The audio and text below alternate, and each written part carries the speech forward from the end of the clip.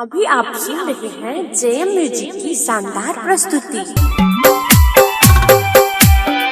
Music by DJ Umesh, Shukipur बाजार। अरे भैया बारा रे जाता न मास ससुर जी के मंगलियो रे, ससुर जी के मंगलियो से हो सासु के बाऊ लेल को पटा। हाँ हाँ से हो सासु के बाऊ लेल को पटा। अरे भैया बारा रे जाता न मास सासू जी के मंगलियो रे, सासू जी के मंगलियो से हो सासू के बाऊ लेल को पटा। हाँ हाँ से हो सासू के बाऊ लेल को पटा। हमरो हो दिल पर छुरिया चला।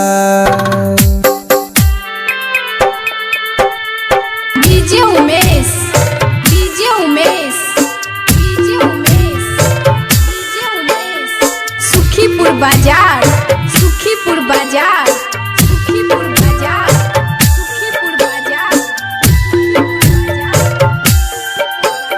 रिकॉर्डिंग बाय मां लक्ष्मी स्टूडियो कुशेश्वर बाजार। मिक्स बाय राहुल बाबू।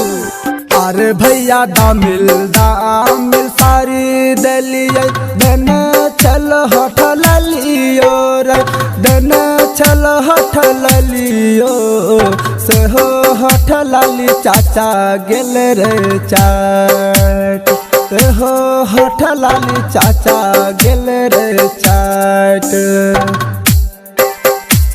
अरे भैया दामिल सारी दलिए दिन चल होटल लियो रे, दिन चल होटल लियो से हो होटल ली चाचा गेल रे चाट।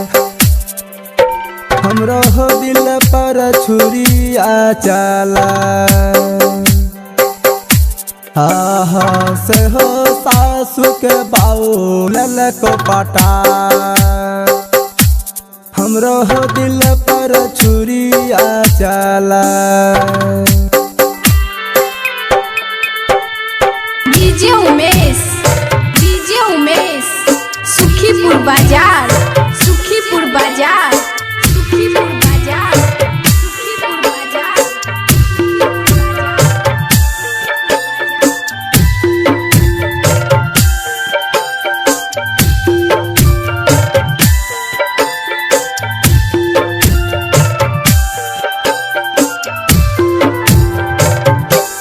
अरे भैया बचपन के रिश्ता हम बाऊ तोर दिल को रे, बाऊ तोर दिल को कोन मुँह लके जब ससुराल, कोन मुँह लके जब ससुराल।